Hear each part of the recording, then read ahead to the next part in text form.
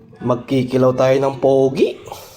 2 pirasong pogi ang ating kikilawin. Lilinisan lang natin to at tatanggalin natin yung kanyang pangil. Yan yung kulay itim na yan. Kamukha lang yan nung nasa pusit. May pulutan na naman ng mga manginginom. Yan yun, pangil, kulay itim. Nasa may pinakagitna yan. Uy. At lilinisin natin to gamit yung dating gawi. Asin, mabisang pantanggal ng lansa at dulas. Mamasa-masahihin lang natin yan.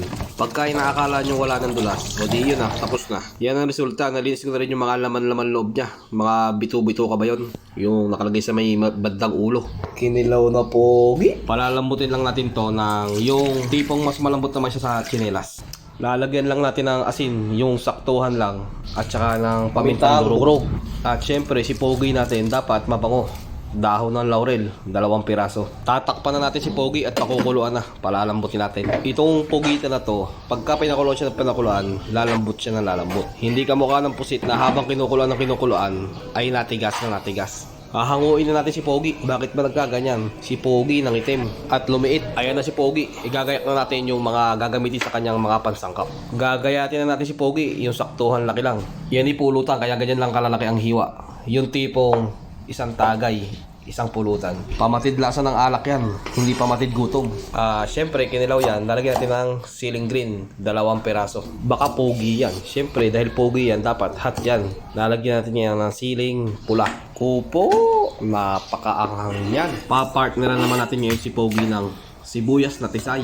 Isang medyo malaki lang yan. Hindi ko napipinuhin ang gayat yan. Tama na yung ganyang gayat, nakasarapan. At dadagdagan pa natin yan ng isang sibuyas na pula.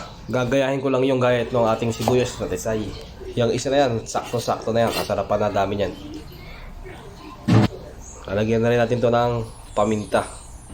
Sa malakas na mamulutan, pag nakain yung siling pula na yan, ay, alam na, munti ko pang makalimutan. Luya, gagadgarin ko lang yan. Ay, tingnan nyo. Parang cheese ang itsura. Nagmukhang toppings. Pagadgad na ang ginawa ko para siguradong makakain. Sakto-sakto yan, pampaganda ng boses. Tama-tama pagka nag-video okay. Pag ganyan na ang ginawa ko, pagadgad. Siyempre, alam nyo na, tamad maggayat iligad rin. Lagyan na rin ng konting betchin. Pipigaan na rin natin to ng 3 pirasong kalamansi. Iyan yung isa sa nagko-contribute ng sarap. At saka lalagyan natin ng suka, pampabalansin ng lasa.